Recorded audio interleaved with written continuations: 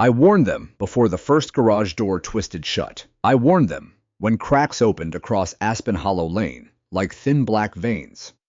I warned them when snowmelt cut channels through red clay behind the new garage row.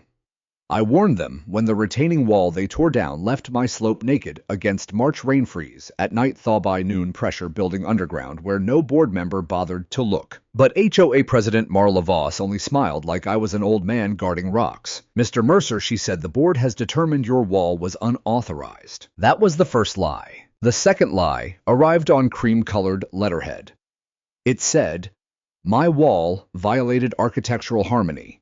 It said I had failed to request approval. It said I had 10 days to remove it, or the association would remove it, and bill me for labor disposal, legal review, and administrative enforcement. I stood in my kitchen with that letter while the coffee went cold. Behind my house, the hill was already talking. People think hills are silent. They are not. After 31 years, inspecting county roads, culverts, cut slopes, retaining systems, and failed embankments, I could hear trouble before most people could see it. That wall was not decorative. It was a 12-foot engineered retaining structure built before Aspen Hollow Ridge wrapped its luxury gates around my older parcel.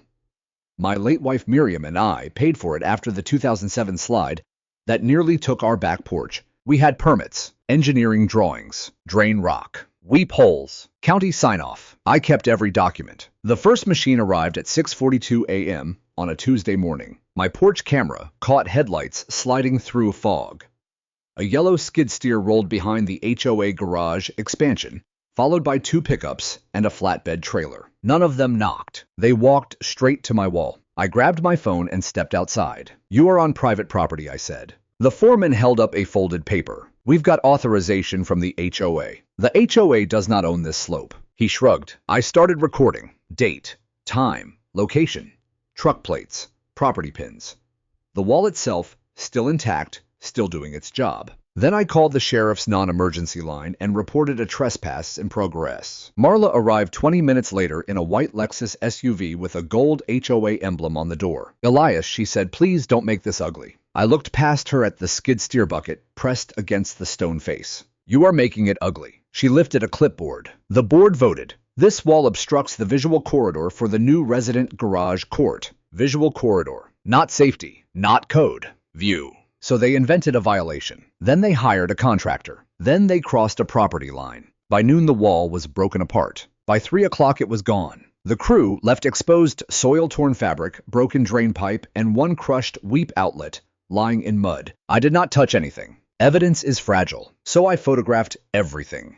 Wide shots, close shots, timestamps, GPS metadata, the broken drainage pipe, the track marks crossing the parcel line. Then I opened Miriam's old file cabinet and pulled the folder labeled Retaining Wall 2007. Permit, engineering drawings, inspection approval, final sign-off, paid invoices. Then I pulled another folder. Aspen Hollow Ridge annexation. That was the part Marla did not know. My parcel was older than the HOA.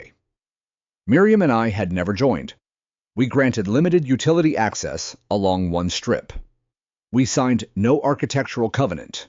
We gave no maintenance authority over our slope.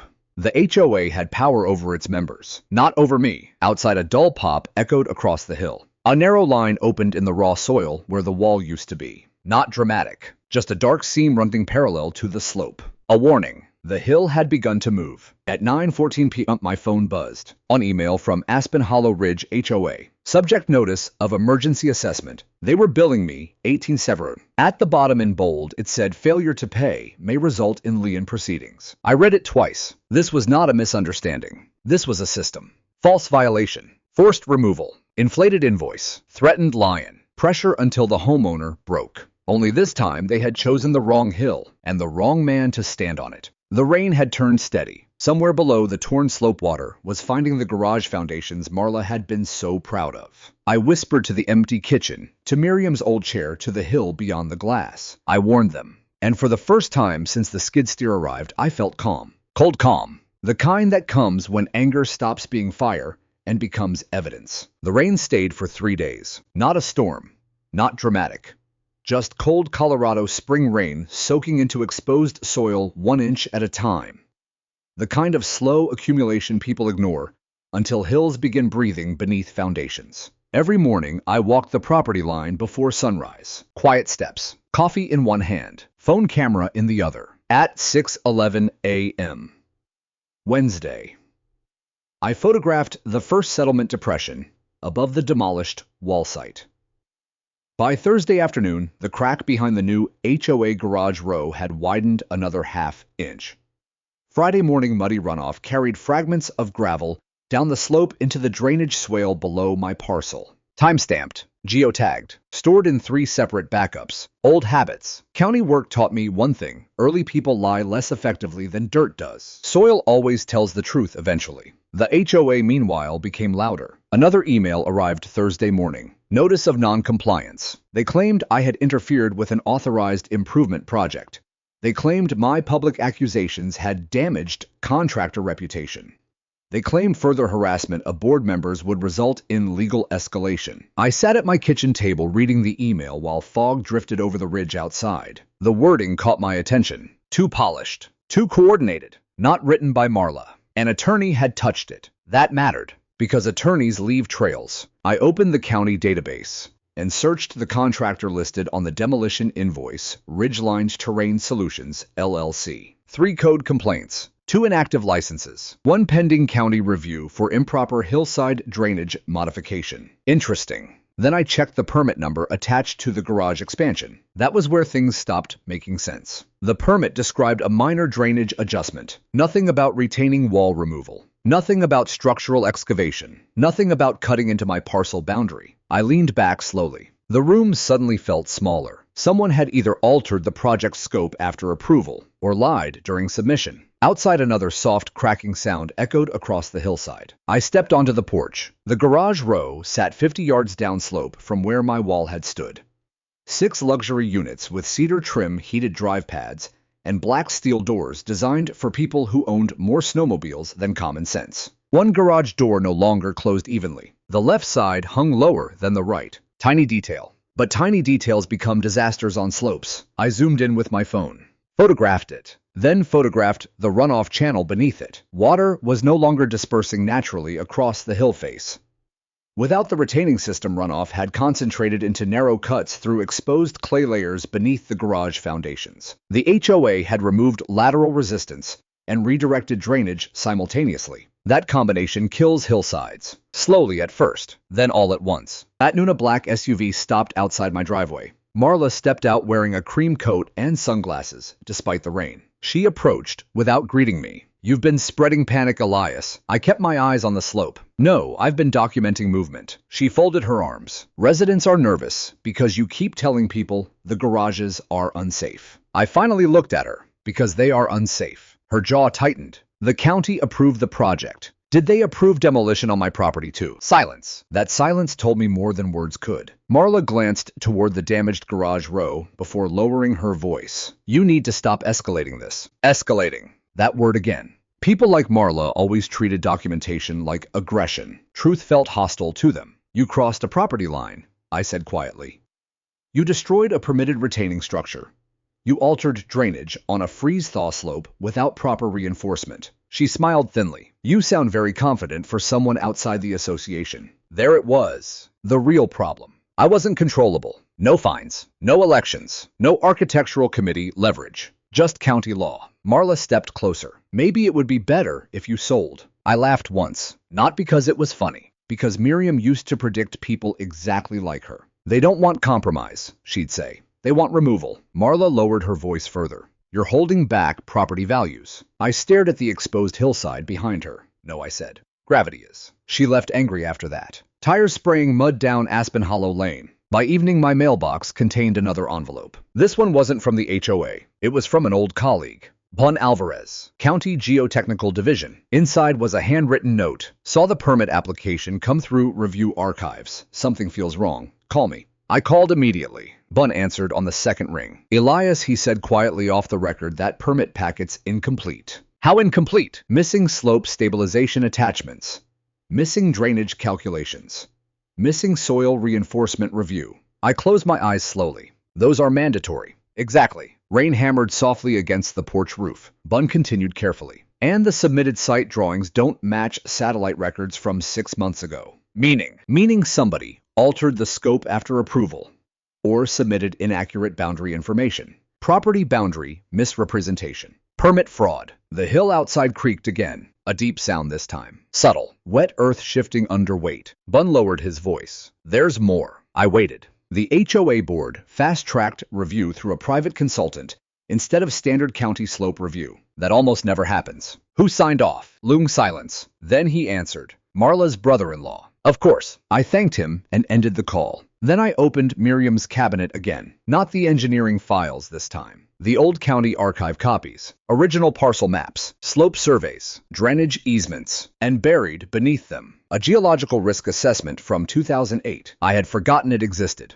The first page read, warning, removal of retaining support structures may trigger progressive slope instability during seasonal thaw conditions. I stared at the words while rain rolled down the windows. Outside headlights swept across the garage row. Residents returning home. When aware. Most of them weren't villains, just people who trusted the wrong board. I felt anger then. Not explosive anger. Heavy anger. Because Marla knew enough to understand risk. And she pushed construction anyway. For money. For appearance. For expansion. I stepped outside into cold rain carrying a flashlight. The hills smelled different now. Wet clay. Broken roots. Movement. I reached the exposed cut, where my wall once stood, and swept the beam across fresh erosion lines. Then I saw it. A section of soil beneath Garage Unit 3 had separated from the compacted layer below it. A void, small, but growing. Water trickled steadily into darkness beneath the slab. I photographed everything. Timestamp, angle, depth reference. Then I stood there listening to the hill groan beneath Aspen Hollow Ridge. The mountain was keeping records now too.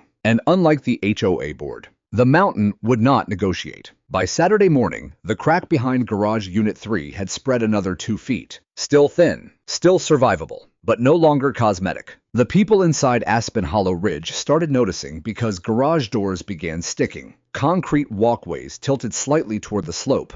One homeowner posted photos in the community forum asking why muddy water kept pooling beneath the lower retaining curb. The HOA deleted the thread within an hour. That told me panic had already reached the boardroom. I spent the morning inside Miriam's old office, organizing evidence, not emotionally, procedurally. That distinction matters. Most people think investigations begin with confrontation. They don't. They begin with sequence, time, paper. Contradiction. I lined everything across the desk in chronological order. Original 2007 retaining wall permit, county inspection approvals, drainage calculations, slope reinforcement diagrams, photos before demolition, photos after demolition, runoff progression, garage settlement indicators. Then the newer documents. HOA violation notices, emergency assessment invoices, the altered permit submission Ben warned me about. And finally, the contractor paperwork. That was where the smell turned rotten. The demolition invoice claimed the HOA paid Ridgeline Terrain Solutions 18740s for emergency structural mitigation. Emergency mitigation. But the wall had been stable for nearly 2 decades. Worse, the invoice listed excavation labor hours before the HOA even voted to remove the wall. Predated paperwork. Someone had prepared the billing before the hearing occurred, meaning the vote was theater.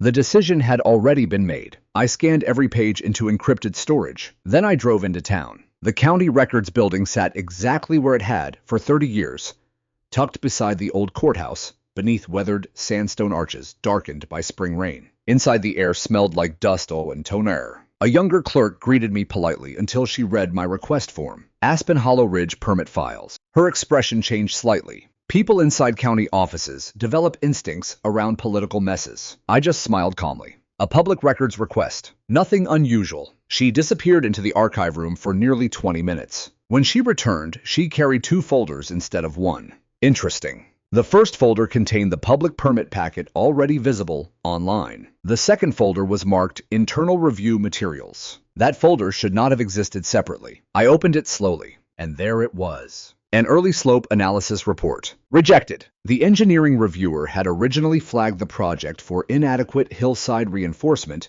and drainage redirection risk. Recommend denial pending geotechnical revision. Stamped in red. 3 weeks later, another approval appeared in the file. Different reviewer. Different language. Approved with modified scope. No supporting calculations attached. No revised drainage analysis. No retaining replacement requirement. Someone bypassed the original safety concerns entirely. I photographed every page. The clerk watched nervously. Mr. Mercer, this may become public. It already is public, I said softly. That's why I'm here. Outside cold wind pushed low clouds across the foothills. I sat in my truck staring at the mountains while memories surfaced I usually kept buried. County inspections, collapsed embankments, flooded roads. One winter fatality outside Durango after a luxury developer ignored freeze-thaw warnings on a cut slope. 3 people dead because somebody thought geology was negotiable. That case changed me. After that winter, I stopped believing incompetence was accidental. Most disasters begin with someone deciding rules are inconvenient. My phone buzzed. Unknown number. I answered carefully. Mr. Mercer. Female voice. Tight, nervous. This is Dana Holloway from Unit 7I. I heard you used to inspect slopes for the county. Used to. There was hesitation on the line. My garage floor cracked this morning. I closed my eyes briefly. Any water intrusion? Yes. Where? Near the back wall. Any sticking doors? Loom pause. Yes. I looked toward the ridge above town. You need photographs immediately. Wide shots and close shots. Timestamp everything. Do not let the HOA repair anything yet. Her breathing sharpened. Is it dangerous? I chose honesty. It could become dangerous very quickly if the soil beneath those slabs is losing support. Silence. Then quieter. The HOA told us you were exaggerating. Of course they did. That afternoon, Dana arrived carrying a cardboard box filled with documents, repair requests, ignored emails, photos from residents, and one thing that made my pulse slow. An internal HOA newsletter draft accidentally emailed before publication. Inside was a sentence Marla never intended homeowners to see. Garage expansion must remain on schedule to secure supplemental developer incentives. Developer incentives. Kickbacks. There it was. Money. Always money underneath the landscaping slogans and neighborhood branding. Dana sat across from me at Miriam's old table. People trusted her, she said quietly. Marla promised property values would rise. I nodded. Fear sells faster than honesty. Dana looked exhausted. Then they really put liens on people for questioning this. Yes. Her face fell. Then I added calmly, but lines don't erase evidence. Outside rainwater rolled down the naked slope in thin silver lines where my retaining wall once stood. Dana followed my gaze. Was that wall really holding all this together? Not all of it. I pulled out the geological assessment, but enough to distribute load pressure and redirect runoff safely. She stared at the diagrams, and they destroyed it anyway. I nodded once, because somebody decided appearance mattered more than engineering. At dusk, we walked the slope together. The mountain air carried that damp mineral smell that always comes before movement. Dana stopped when she saw the exposed cut behind garage unit 3. Oh my God. The void beneath the slab had widened considerably since yesterday. Muddy water disappeared into darkness beneath the foundation edge. Undermining. Progressive subsurface erosion. The slab itself hadn't failed yet, but the ground supporting it was leaving. Dana whispered. They built garages over this. I crouched beside the exposed soil. No. They built garages over a stabilized.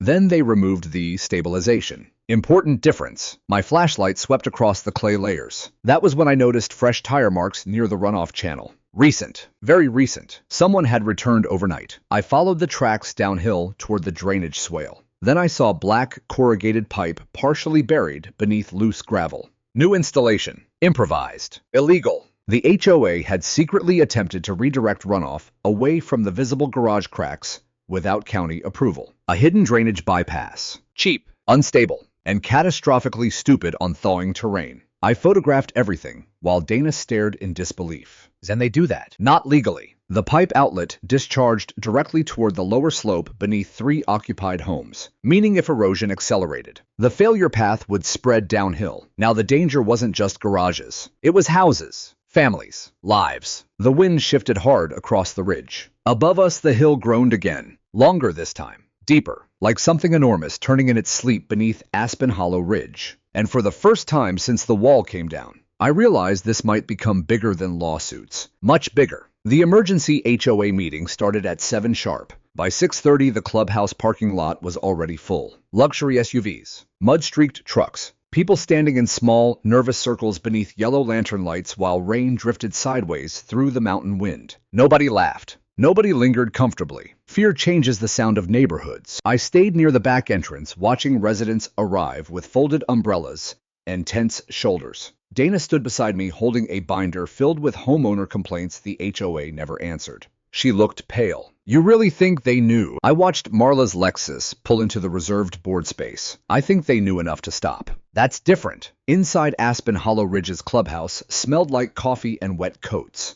Stone fireplace, polished timber beams, carefully curated mountain luxury. But tonight the room carried something heavier underneath. Instability. The same feeling you get standing near a slope before collapse. Marla stood near the podium, smiling too quickly at residents as they entered. Control smile. Political smile. The kind people use when panic is already moving behind their eyes. 3 other board members sat beside her. Trevor Pike, treasurer. Lena Shaw, architectural chair. And Victor Dunn, developer liaison. Victor interested me most because Dana's leaked newsletter draft mentioned developer incentives. And men tied to money usually become fragile when records appear. I took a seat in the back row, quiet, observing. That had always been my strength. People reveal themselves faster when they think you're passive. Marla opened the meeting with rehearsed calm. We understand residents have concerns regarding temporary drainage issues connected to ongoing community improvements. Temporary drainage issues. Interesting way to describe a moving hillside. Several homeowners immediately started talking over each other. My garage slab cracked. There's water under building C. Why were maintenance requests deleted? Marla lifted both hands. Please, we are actively coordinating mitigation efforts. Mitigation. Another word hiding damage. Then Dana stood. The room quieted. Her voice shook at first. Why did the HOA remove a retaining wall from private property without replacing slope stabilization? Silence. Marla's expression hardened instantly. The wall was non-compliant. I spoke from the back. That wall had county approval since 2007. Every head turned toward me. Marla's jaw flexed. Mr. Mercer is not a member of this association. No, I said calmly. I'm the property owner you trespassed against. A ripple spread through the room. Victor leaned forward. The board acted under legal consultation. Then why does the permit file omit the demolition scope? That landed hard. Trevor immediately looked toward Victor. Victor looked toward Marla. Tiny reactions, but important. Marla recovered quickly. You are misinterpreting county documentation. I opened my folder slowly. No. You altered it. Complete silence. I walked forward, carrying copies of the internal county review file. Residents leaned sideways, trying to read the red rejection stamp visible on the top page. Recommend denial pending geotechnical revision. I placed copies across the front table. The original reviewer flagged slope instability concerns before approval. Victor's face lost color. Marla spoke sharply. Where did you get confidential files? A public records request. Another homeowner stood suddenly. You told us county engineers fully approved this. Marla's composure cracked slightly. They did approve it. After a rejected review disappeared and a replacement approval appeared without supporting calculations, I replied. Now the room erupted. Questions everywhere. Who changed it? Was the slope ever inspected? Did the HOA lie to us? Trevor started sweating visibly beneath the clubhouse lights. Victor whispered something toward Marla. Too late. The room had shifted. People no longer looked at the board with trust. They looked at them like defendants. That's the moment power changes in HOA communities. Not during lawsuits. Not during disasters. During doubt. Marla slammed her folder shut. This meeting is becoming hostile due to misinformation. I almost smiled. Truth always sounds hostile to people protecting lies. Then Dana spoke again. Why did the board hide the developer incentive agreement? Victor froze completely. Several residents turned sharply toward him. What incentive agreement? Dana pulled out the leaked newsletter draft. I watched panic move across the front table like fire finding dry grass. Victor stood abruptly. That document was preliminary communication. Meaning yes, I said quietly.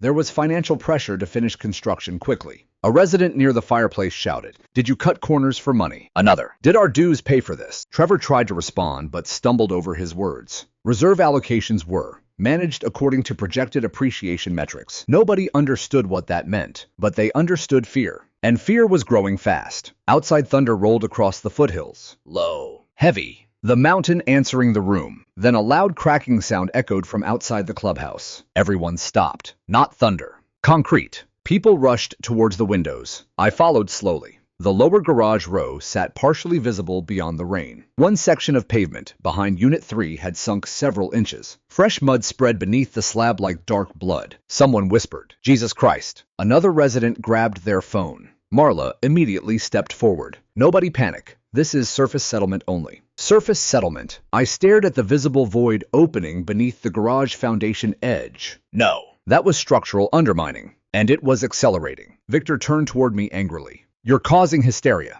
I looked at him carefully. No, Victor. HOA built on a compromised slope after removing stabilization infrastructure. Big difference. Then the lights flickered. Only once. But enough. The room went dead quiet. Rain hammered harder outside now, wind pushing against the clubhouse windows. And underneath it all, another deep groan rolled through the hillside. Low. Subterranean. The sound of saturated earth moving under pressure. Residents heard it this time. You could see it in their faces. The realization that nature did not care about HOA branding or developer promises. Gravity only cared about physics. One homeowner turned toward Marla with visible fear. Are our homes safe? Marla hesitated. That hesitation destroyed her more effectively than any accusation. Because leaders answer quickly during emergencies. Only liars need time. I stepped toward the center of the room. Everyone listened carefully. The room focused immediately. Do not park in the lower garage row tonight.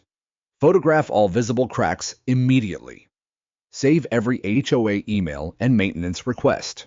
Do not allow undocumented repairs before county inspection. Victor snapped. You have no authority here. I met his eyes calmly. Former county geotechnical inspector. Now I do. That landed harder than I expected. The room shifted again. People weren't looking at me as an angry neighbor anymore. They were looking at me as someone who understood the hill beneath their homes. And Marla knew it. I saw the exact second she realized she had made a catastrophic mistake tearing down my wall. Because this was no longer an HOA dispute. Now it was evidence. Public evidence. County evidence. Potential criminal evidence. And outside the clubhouse windows, the hillside kept moving. By dawn, Sunday county inspectors had barricaded the lower garage row. Yellow tape snapped violently in mountain wind, while residents stood in pajamas and winter jackets staring at the slope beneath their luxury garages. Nobody talked much. Fear changes communities faster than floods. I parked beside Dana's truck just after sunrise. The temperature had dropped overnight, freezing the upper soil crust, while groundwater kept moving beneath it. That combination made conditions worse. Freeze above, liquefaction below. The mountain smelled raw, wet clay, broken roots, exposed earth. County engineer Melissa Grant crouched near garage unit 3, holding a laser level, while 2 inspectors photographed the expanding void beneath the slab. She looked up when she saw me. Elias. Melissa had worked under me years ago before I retired. She walked toward me quietly. How bad? I glanced toward the garage row. Depends how much subsurface washout occurred after the drainage redirection. Her expression tightened immediately. You found redirected drainage. I handed her printed photos of the illegally installed corrugated pipe. Time-stamped. Location tagged. Her eyes narrowed. Who authorized this? I looked toward the clubhouse where Marla and Victor stood talking nervously with county officials. Good question. Melissa studied the photos again. This bypass dumps runoff directly beneath the support layer. Exactly. She exhaled slowly. Jesus. Nearby residents whispered among themselves while contractors unloaded temporary barriers. But nobody was fixing anything, because county investigators had already realized something critical. This was no longer routine settlement. This was potential negligence, potential fraud, potential liability exposure large enough to bankrupt an HOA. And the board knew it. Marla approached wearing dark sunglasses despite the cloudy morning. Classic shield behavior. People hide their eyes when control starts collapsing. She stopped a few feet from me. You contacted the county behind our backs. I almost laughed. Behind your backs. You demolished infrastructure on my property. Her voice sharpened immediately. You're trying to destroy this community. I stared at the sinking pavement behind her. No. You're watching it happen. Victor joined her seconds later carrying a stack of papers. We've retained emergency geotechnical consultants. Interesting wording. Emergency, meaning they now acknowledged structural danger publicly. I held out my hand. Then I see the report? No. That answer told me the report was bad. Very bad. Melissa stepped beside me. Actually, if the HOA initiated emergency stabilization without proper disclosure during an active county investigation, we may subpoena all engineering communications anyway. Victor's face hardened. This is harassment. Melissa didn't blink. No. This is county oversight after unauthorized slope modification. That ended the conversation. Marla turned away furious, while Victor pulled out his phone immediately. Calling attorneys. Calling contractors. calling anyone who might stop consequences already moving downhill. Literally downhill. At noon, Dana arrived at my house carrying another box. Bigger this time. HOA financial records. Where did you get these? Treasurer backup archives.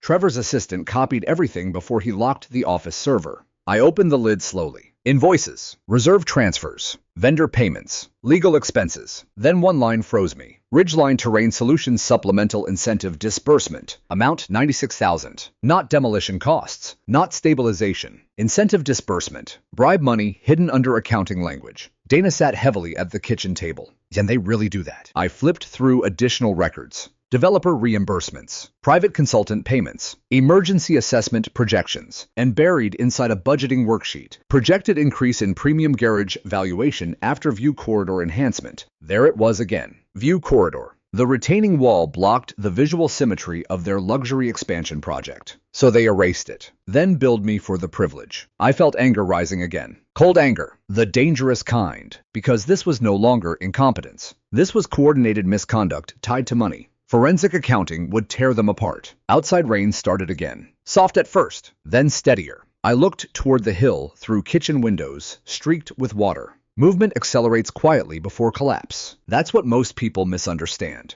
Disasters are usually patient. At 2:17 p.m., my security camera alerted. A contractor truck had entered the slope access lane behind the garages. I zoomed in immediately. 2 workers carrying gravel bags and fresh topsoil. Cosmetic concealment, not repair. They were trying to cover erosion before additional inspections. I grabbed my coat. Dana followed me outside. By the time we reached the garage row, the workers were already shoveling wet soil into visible settlement cracks. I started recording immediately. Timestamp visible. One worker froze when he saw my camera. You can't be here. Actually, I said calmly, county investigation zones require documentation transparency. The second worker muttered. We were told to stabilize runoff appearance. Appearance, not safety. Appearance, Dana whispered beside me. Oh my God. Then county vehicles appeared uphill. Melissa stepped out fast. What's happening here? The workers immediately backed away from the slope. One pointed toward the clubhouse. Board orders. Melissa looked furious. Nobody authorized concealment activity during active inspection. She crouched beside the fresh soil patches, then uncovered water still flowing beneath them. The hidden void had widened dramatically. And suddenly, crack. Loud, sharp.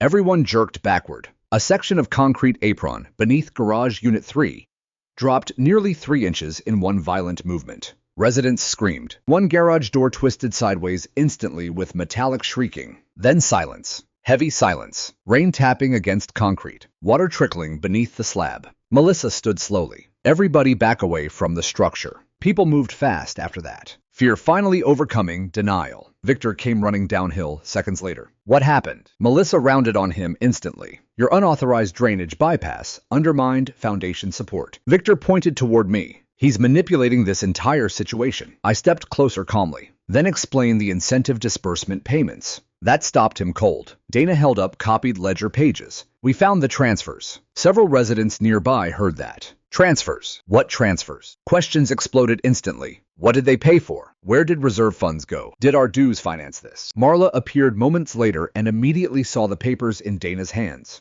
For the first time since this started, I saw real fear in her face. Not annoyance. Not arrogance. Fear. Because the slope was no longer the only thing collapsing. The financial story was starting to move too. And financial scandals spread faster than landslides in HOA communities. By evening, residents had created an independent homeowner group chat outside HOA control. Screenshots spread everywhere. Permit inconsistencies, ledger pages, drainage photos, the sinking garage slab, the hidden pipe, the deleted complaints. The board lost narrative control in less than 12 hours. That night, I stood alone near the exposed hillside while cold rain drifted across the mountain. The slope groaned beneath the dark, slow, deep, relentless, and somewhere below the mud and runoff and fractured concrete, gravity kept building its case. Monday morning arrived under low clouds and freezing rain. The kind that turns mountain roads silver before sunrise. County officials expanded the barricade zone around the lower garage row before most residents woke up. Red warning placards appeared beside units 2 through 5. Structural risk area.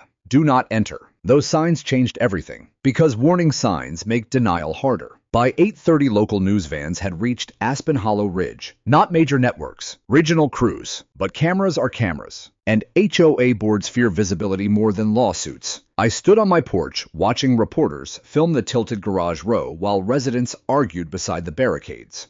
Marla tried controlling access, but county officials overruled her immediately. Public safety issue, meaning she no longer controlled the narrative. Or the Hill. Dana arrived carrying coffee and another stack of copied financial records. You need to see this. We spread the documents across Miriam's old desk. Reserve fund transfers, consulting fees, emergency legal allocations. At first glance, the numbers looked ordinary. That's how good fraud works. Not dramatic theft, small disguises, language manipulation, layered invoices. I followed the transaction trail carefully. Then I saw the pattern. The HOA had shifted nearly $400,000 from long-term infrastructure reserves into development enhancement partnerships over 18 months. Beautification projects, expansion planning, architectural modernization, meaningless phrases, money laundering through bureaucracy. Dana leaned closer. Then you prove it. Maybe. I opened another ledger packet, and there it was. A consulting agreement between Aspen Hollow Ridge HOA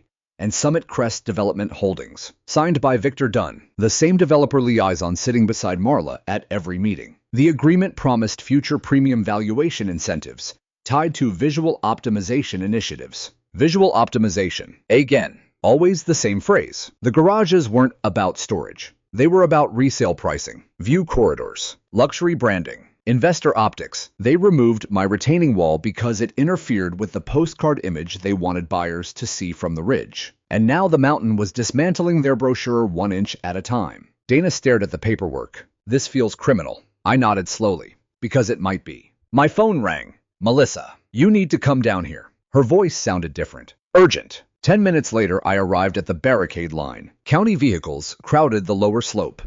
Engineers moved carefully around the garage foundations, carrying soil probes and laser scanners. Melissa walked me toward the rear of Unit 4. Then she pointed. My stomach tightened instantly. A vertical separation crack had opened along the foundation footing itself. Not cosmetic, structural. The support layer beneath the garages was actively failing. Water still poured through the hidden drainage bypass pipe the HOA secretly installed. Only now the runoff carried soil with it. Subsurface erosion. Pipping failure. The mountain was hollowing itself from underneath. Melissa lowered her voice. We found evidence. They attempted nighttime fill concealment twice before county arrival. I looked toward the muddy gravel patches. Fresh shovel marks remained visible beneath the rain. Trying to hide settlement, I said. She nodded grimly. Then she handed me a printed report. Preliminary geotechnical assessment. I read quickly. Loss of lateral slope support contributed to accelerated subgrade failure. Exactly what I warned them about. Then the next sentence hit harder. Unauthorized drainage redirection. Likely increased saturation pressure beneath structural load areas. Melissa watched my expression carefully. This report becomes public at 4, meaning the HOA's version of events dies today. A loud argument erupted uphill near the clubhouse. Victor Dunn was yelling at a county official. You can't shut down private property access without full review. The county official answered coldly. Owl built over compromised terrain after an incomplete permit submission. Victor spotted me immediately. His face twisted with anger. You did this. No, I replied calmly. Soil mechanics did. That nearly broke him. Because deep down people like Victor believe money controls consequences. But mountains do not negotiate. Neither does gravity. At noon, a resident named Carl Benson approached me quietly near the barricades. Former Army mechanic, lived in Unit 5. He looked exhausted. I should have listened earlier. I stayed quiet. Carl stared toward the garages. Marla told us you were bitter because the HOA wouldn't let you modernize your property. I almost smiled. That's how these boards work. Discredit first. Explain later. Carl rubbed both hands over his face. My wife's terrified we'll lose the house. I answered honestly. You need independent inspection immediately. Don't rely on HOA contractors anymore. He nodded slowly, then lowered his voice. Trevor's been shredding files. That caught my attention instantly. What files? Accounting boxes. Saturday night. HOA office basement. My pulse slowed. People destroy records when collapse becomes inevitable. Carl glanced around nervously. I only noticed because I was fixing the clubhouse generator. You tell anyone else? No. Good. Because now this wasn't just negligence. Potential evidence destruction changes investigations fast. Very fast. By afternoon, reporters were interviewing residents at the community entrance. Social media clips spread across local feeds showing the twisted garage doors and sinking pavement. Then someone leaked Dana's copied ledger pages online. That was the real explosion. Comments flooded instantly. Missing reserve funds, developer kickbacks, secret incentive agreements, emergency assessments. People stopped talking about cracks in concrete. Now they were talking about corruption. At 3:42 p.m., county investigators entered the HOA administrative office carrying evidence boxes. Residents watched from sidewalks in stunned silence. Marla tried stopping them. Didn't work. One investigator emerged, carrying shredded document bags. Carl had been right. I stood beneath cold drizzle watching the scene unfold while memories surfaced again. Durango. The fatal slope collapse years earlier. Developers hiding reports. Officials ignoring warnings. Families paying the price. Same pattern. Different hill. My phone buzzed again. Von Alvarez. You seeing the county warrant activity? Yes. Loom pause. Elias. There's something else. Go ahead. The original rejected slope report. It wasn't just overridden. Someone deleted the first reviewer's digital objections from the county archive system. I stopped walking. Deleted. Attempted deletion. IT recovered fragments this morning. That changed everything. Because negligence can be defended. Mistakes can be defended. But deliberate concealment, that opens criminal doors. Bond's voice lowered further. The district attorney's office requested copies already. I looked uphill toward the clubhouse where Marla stood frozen beside reporters and county investigators. Rain slid down her cream-colored coat while cameras filmed from across the barricades. For the first time, she looked small, not powerful, not polished, just scared. And beneath all of it, the hill kept moving, slowly, patiently, like the mountain itself was waiting for the rest of the truth to surface. Tuesday morning, Aspen Hollow Ridge looked like a community waiting for evacuation orders. County barricades stretched farther downhill overnight. 2 more homes near the lower slope received structural monitoring tags. Portable floodlights illuminated the garage row even after sunrise, because investigators had worked through the night documenting subsurface movement. Nobody trusted the ground anymore. And once people stopped trusting the ground beneath them, everything else follows. I woke before dawn and sat in Miriam's old office, reviewing the latest county findings while coffee steamed beside stacks of financial records. The district attorney's office had officially requested copies of the altered permit trail. That mattered, because criminal investigations change how people behave, especially guilty people. At 6:18 a.m., my security camera alerted again. Movement near the slope. I opened the feed immediately. Marla, alone, standing beside the exposed drainage bypass pipe in a dark raincoat. She looked around nervously before crouching near the outlet. Then she reached toward the pipe connection, trying to remove it. Destroy evidence. I grabbed my coat instantly. By the time I reached the slope, she had already loosened one of the clamp joints. I stopped 10 feet away. Don't. She spun around sharply. For the first time since this started, she looked exhausted instead of polished. You've destroyed this neighborhood. I almost laughed. Still blaming witnesses. That's impressive. Rain drifted sideways across the hill while muddy runoff flowed beneath the garage slabs behind us. Marla stepped toward me. You have no idea what's happening behind this. Then explain it. Silence. Long silence. Finally, the developer threatened litigation if expansion deadlines failed. There it was. Pressure. Money. Greed wrapped in legal language. I kept my voice calm. So you removed a retaining structure from private land. Her jaw tightened. We were told the slope reinforcement was redundant. By who? She looked away. Victor. Of course. I pointed toward the pipe. And this? Emergency mitigation. No, I said quietly. Concealment. The word hit her harder than shouting would have, because she knew it was true. County vehicles appeared uphill seconds later. Marla stepped back immediately. Melissa climbed out carrying 2 inspectors and a camera technician. Her eyes locked instantly onto the loosened drainage pipe connection. What happened here? Nobody answered. The technician began photographing immediately. Marla looked trapped, and she was, because lies require stable ground beneath them. This hill no longer provided that. By noon, residents packed the clubhouse again. Only this meeting felt completely different from the last one. The room no longer carried confusion. It carried anger, real anger. Homeowners held printed screenshots of leaked ledger records. Several had independent engineering assessments already underway. Others carried copies of county notices, warning about possible slope instability expansion. Nobody sat near the board table voluntarily. Marla looked pale beneath the clubhouse lighting. Victor looked worse. Trevor never arrived at all. Interesting. Dana stood beside me holding a petition packet. Recall vote authorization. Colorado HOA bylaws Required signatures from 30% of residents to force emergency board review. By noon, Dana already had 42%. Fear accelerates democracy. The meeting opened badly and deteriorated immediately. Residents demanded answers about reserve funds, about altered permits, about the hidden drainage pipe, about the developer incentive agreement. Victor tried controlling the room. The project remained within acceptable engineering tolerance. A resident shouted back instantly, "Then why is the county investigating fraud?" Applause erupted. Another resident stood. "My mortgage lender called this morning asking if our property is under geotechnical review." A third yelled, "Did you use our reserve money to cover private developer costs?" Victor looked toward Marla desperately. She avoided his eyes. Then Dana walked forward. Calm. Steady. She placed the recall petition directly on the table. Gasps spread across the room. Marla stared at the signatures. "You're making a mistake." "No," Dana answered softly.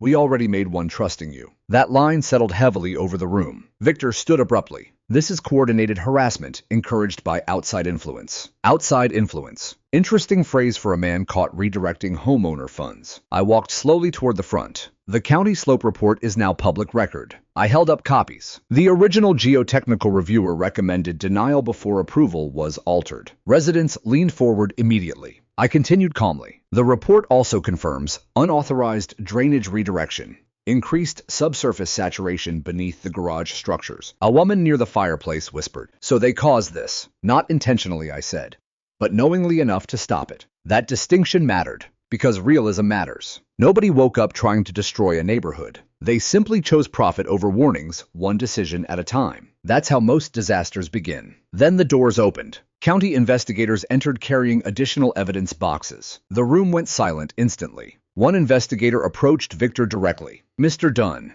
we need access to all communication records related to Summit Crest Development Holdings." Victor's face lost all remaining color. The investigator continued, "Including deleted correspondence recovered through county IT restoration. Recovered emails. Recovered deletions." That meant digital forensic recovery. Very bad news for anyone hiding coordination. Marla whispered something toward Victor. He snapped back loudly enough for half the room to hear. "You signed the authorization too." The room exploded. People shouting. Questions everywhere. "You both approved this." "Who deleted county objections?" "What happened to our reserve money?" Dana stepped backward beside me while chaos consumed the clubhouse. Then, crack! Louder than before. The sound rolled through the building itself. People froze instantly. Another resident near the windows shouted. The pavement moved again. Everyone rushed outside into freezing rain. The lower garage row had visibly shifted downslope. Not dramatic collapse. Worse, slow movement. The entire slab line had tilted several more inches toward the drainage channel. One support wall now separated from the structure enough to expose rebar.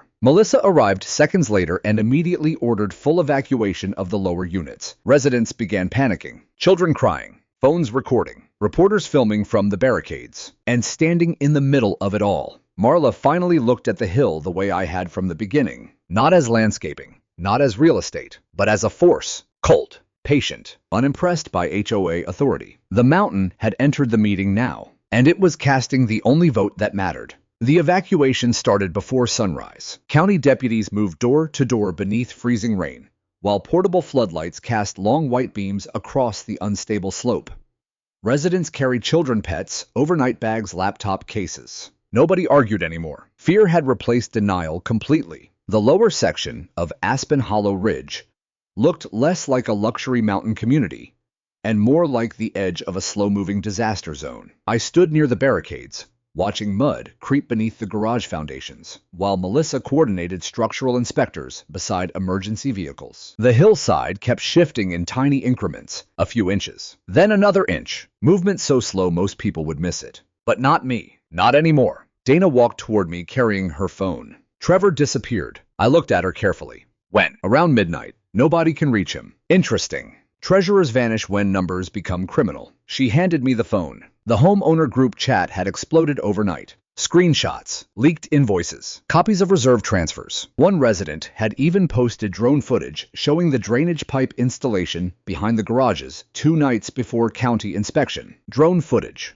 Clean angle. Time-stamped. Perfect evidence. The comments underneath were brutal. They lied to us. They used our dues for this. They knew the slope was unstable. Marla needs to resign immediately. I handed the phone back quietly. The community had crossed an invisible line. Once trust dies, publicly leadership rarely survives. At 9:40 a.m., local media arrived in force. 3 stations, 2 newspaper reporters, 1 regional investigative journalist from Denver. That last one mattered. Investigative reporters don't chase weather stories. They chase patterns, corruption, concealment, money. The journalist introduced herself as Renee Talbot, sharp eyes, fast questions. Former legal affairs reporter before switching into investigative work. She walked the barricade line with me, while cameras filmed the sinking garage row behind us. You warned them before the wall removal. Yes. And the retaining wall was legally permitted since 2007. Renee glanced toward the exposed slope. Then why remove it? I answered carefully. The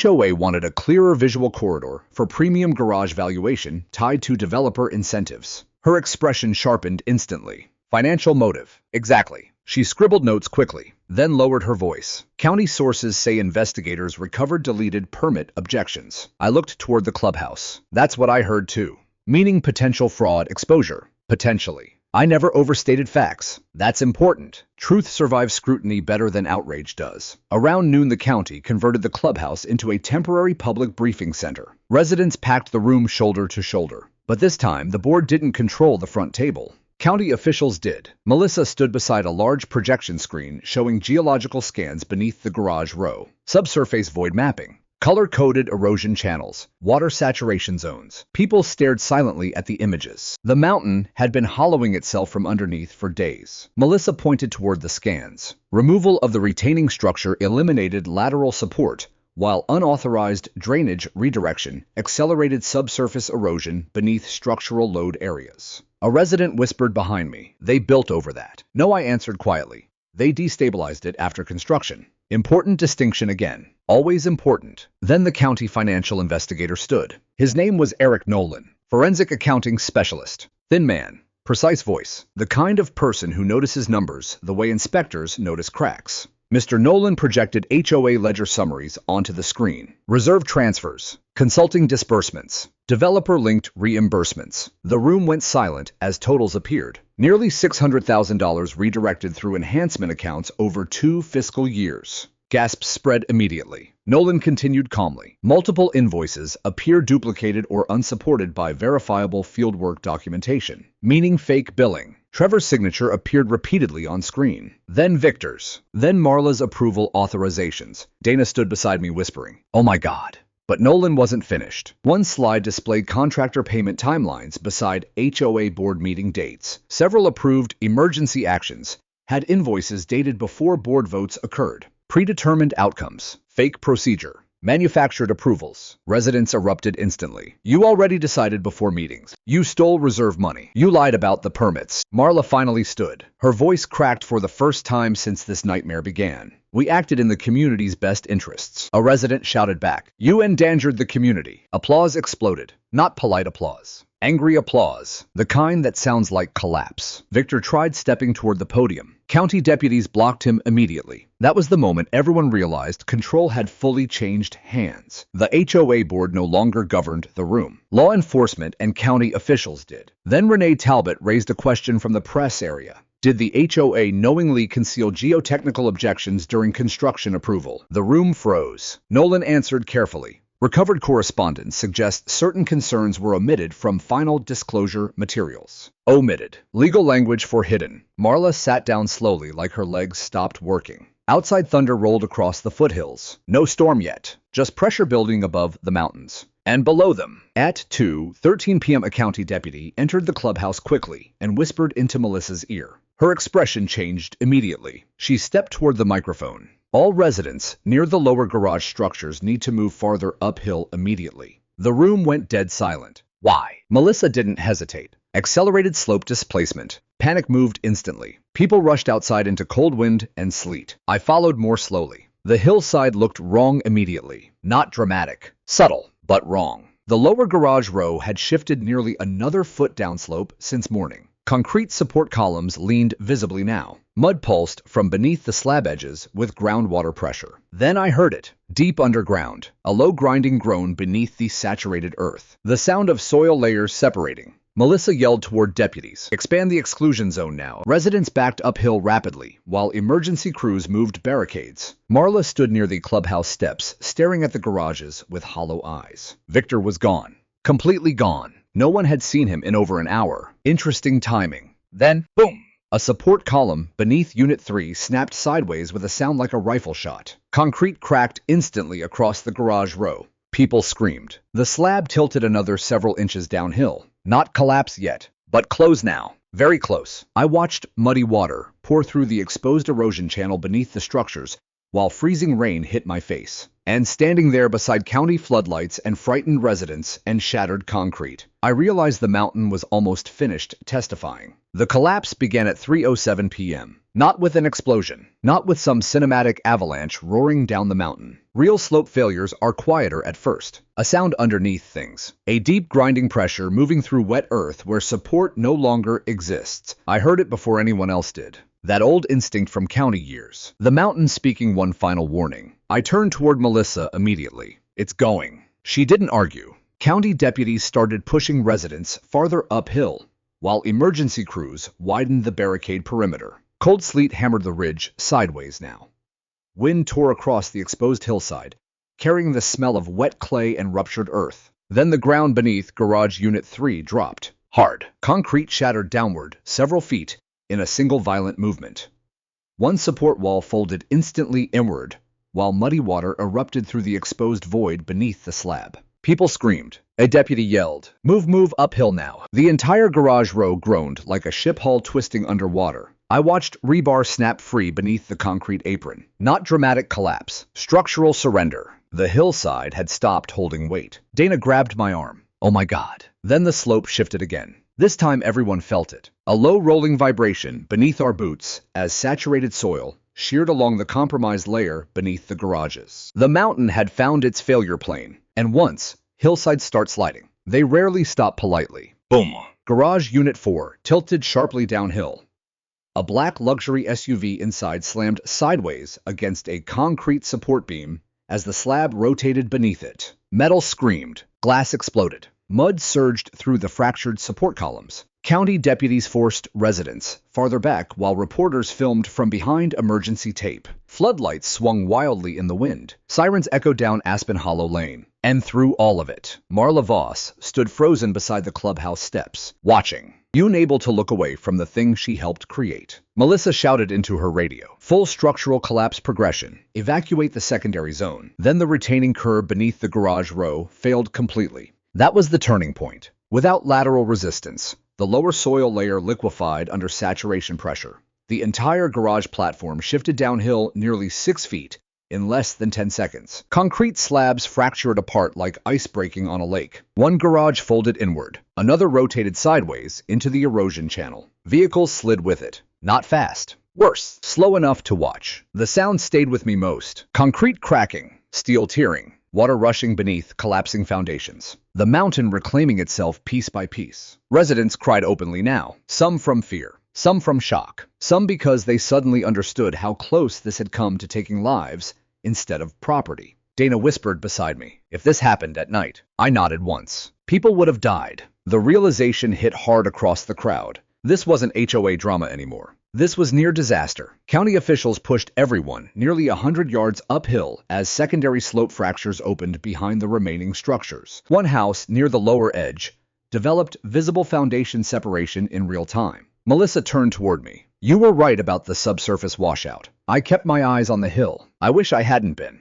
Below us, muddy runoff carried broken concrete into the drainage swale where the hidden HOA bypass pipe still discharged water beneath the collapse zone. Their shortcut was still feeding the failure. The irony would have been poetic if it wasn't so dangerous. Then emergency lights swept across the ridge road. District attorney investigators had arrived. Fast. Too fast for coincidence. Meaning county officials already believed criminal liability existed. Marla finally moved then. Slowly, like someone waking from anesthesia. She walked toward me through freezing rain while chaos unfolded behind her. Her mascara had run slightly beneath her eyes. Her expensive cream coat was soaked dark with sleet and mud. Gone was the polished HOA president. Now she just looked tired. Broken. I tried to stop Victor. First honest sentence she'd spoken to me. I said nothing. She stared downhill at the shattered garage row. He said the county concerns were political. He said the engineers were overreacting. I watched emergency crews pull residents farther uphill. And you believed him, because the development increased property values. Her face tightened painfully. We thought we were improving the community. No. I looked directly at her. You were improving optics. The mountain doesn't care about optics. That line broke something inside her. You could see it. Not dramatic guilt. Worse, recognition. The understanding that one selfish decision had stacked on another until consequences became physical. Real. Heavy. Irreversible. Behind us, county investigators escorted Trevor Pike out of the clubhouse in handcuffs. Residents gasped. Dana stared in disbelief. Apparently, Trevor had tried deleting backup accounting files remotely from a motel outside Boulder. Digital forensic teams caught it immediately. Evidence tampering. The crowd watched silently as deputies placed him into a county SUV beneath flashing lights. Then another county official approached Melissa carrying paperwork. She scanned it quickly before turning toward Marla. Mrs. Voss, the district attorney's office has authorized a formal investigation into potential fraud, concealment, and reckless endangerment related to the Slope project. Marla closed her eyes. Not resisting, not arguing. Just exhausted. The collapse behind us continued in smaller stages through the evening. Secondary slab failures, mud movement, drainage channel erosion. Emergency crews monitored everything under portable floodlights while rain slowly turned to wet snow. Colorado spring, always unstable. By sunset, half the garage row sat partially destroyed along the exposed hillside. The county officially condemned the remaining structures. News helicopters circled overhead. Drone footage spread across every local media feed by nightfall. Luxury garages collapsing into a mountainside, while investigators uncovered fraud and hidden financial transfers beneath the project. Aspen Hollow Ridge became the biggest story in the county within hours. But standing there watching snow collect over broken concrete and exposed rebar, I didn't feel victory, only relief, because families were alive, because the hill failed during evacuation instead of sleep, because evidence surfaced before someone got buried underneath it. Dana stood beside me quietly as emergency floodlights illuminated the ruined slope. What happens now? I looked at the mountain one last time. Now the law finishes what gravity started. 3 months later, the scars still cut across the mountainside. Even after emergency stabilization crews finished reinforcing the lower slope. Even after the county sealed the collapse zone behind chain fencing and warning signs. Even after the headlines faded. The mountain remembered. And so did the people living beneath it. Spring finally gave way to early summer in the Colorado foothills. Snow disappeared from the ridgeline peaks.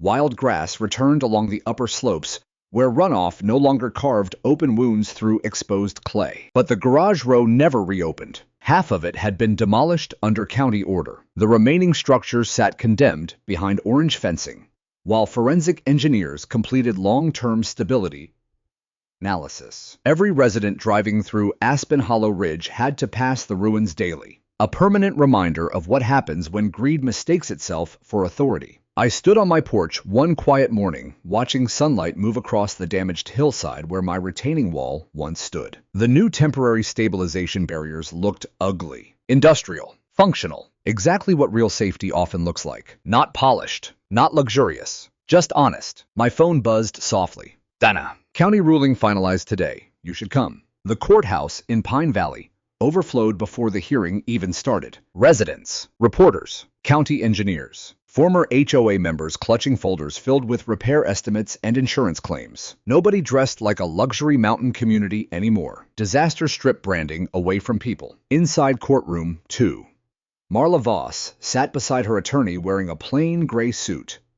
No pearls, no polished HOA confidence, no curated smile. Just silence. Victor Dunn sat farther down the defense table beside separate counsel. Trevor Pike had already accepted a plea agreement 2 weeks earlier for evidence tampering and fraudulent financial concealment tied to the HOA reserve transfers. The forensic accounting investigation destroyed him completely. Shell invoices, predetermined contractor approvals, developer reimbursements, hidden inside reserve allocations, nearly $700,000 improperly redirected over 3 years, all hidden beneath landscaping language and community enhancement initiatives. The judge entered precisely at 9. Judge Eleanor Pike, former county prosecutor. Sharp voice, sharper patience. The courtroom rose together. Then the findings began. County geotechnical experts confirmed the collapse mechanism exactly as Melissa's preliminary report predicted. Removal of lateral slope stabilization, unauthorized drainage modification, subsurface saturation acceleration, progressive structural undermining. All avoidable, all documented, all ignored. Then came the financial findings. The district attorney's office presented recovered emails between Victor Dunn and HOA leadership discussing visual optimization targets and premium valuation leverage. One email stopped the entire courtroom cold. If Mercer refuses cooperation, proceed through enforcement pressure and remove the wall before county review slows the expansion timeline. Marla closed her eyes when the prosecutor read it aloud, because now intent existed publicly, not misunderstanding, not confusion. Pressure. Deliberate pressure. The prosecutor continued calmly. The evidence demonstrates repeated concealment of engineering objections, misuse of association reserve funds, and unauthorized modification of private property infrastructure despite known geotechnical concerns. Residents sat motionless listening, some angry, some ashamed, some simply exhausted. I understood that feeling. The judge reviewed findings for nearly an hour before issuing the ruling. Emergency state oversight of Aspen Hollow Ridge HOA finances. Mandatory independent forensic audits for 5 years. Permanent dissolution of the existing HOA board. Civil liability judgments against Summit Crest Development Holdings and associated parties. Restitution funds for displaced homeowners. And finally, the county formally acknowledged my retaining wall had been lawfully permitted infrastructure unlawfully removed through fraudulent HOA enforcement action. Simple sentence. Heavy sentence. Miriam would have smiled hearing it. The judge looked directly toward Marla before speaking again. Community leadership carries fiduciary responsibility, not personal entitlement. When governance becomes coercion, instead of stewardship, the damage extends beyond finances into public safety itself. No shouting, no dramatic hammer slam. Just truth spoken slowly enough to hurt. Victor left through a side exit surrounded by attorneys before reporters could reach him. Marla stayed seated long after the courtroom emptied. Eventually, she stood and walked toward me quietly. The hallway outside smelled like old paper and rain drifting through courthouse windows. For a moment, neither of us spoke. Then she looked toward the mountains, visible beyond town. I thought control meant protecting the neighborhood. I answered honestly. Control isn't protection. Responsibility is. Her eyes looked older now, smaller somehow. I never wanted people hurt. I believed her. That was the tragedy underneath everything. Most damage doesn't begin with monsters. It begins with ordinary people convincing themselves shortcuts are justified. Marla swallowed hard. I'm sorry about your wife's wall. That almost broke me more than the lawsuits did. Because Miriam built that wall after the 2007 slide terrified her for months. She used to stand on the porch during storms watching runoff patterns with a flashlight while I explained drainage channels and soil pressure. She trusted that wall, trusted the engineering, trusted the mountain if it was respected properly. And they erased it for aesthetics. I nodded once toward Marla. The hill was warning you from the beginning. She looked down. I know. Outside the courthouse, reporters surrounded residents, while county officials announced new Hillside development oversight policies, mandatory independent geotechnical reviews, public disclosure requirements, financial transparency audits for HOA reserve reallocations, no more private fast-tracked slope modifications without county engineering review. Policy born from failure. That's usually how real reform happens, slowly, painfully. Afterward, I drove back to Aspen Hollow Ridge one final time before sunset. The mountains glowed gold beneath summer light. Wind moved softly through pine trees above the damaged slope.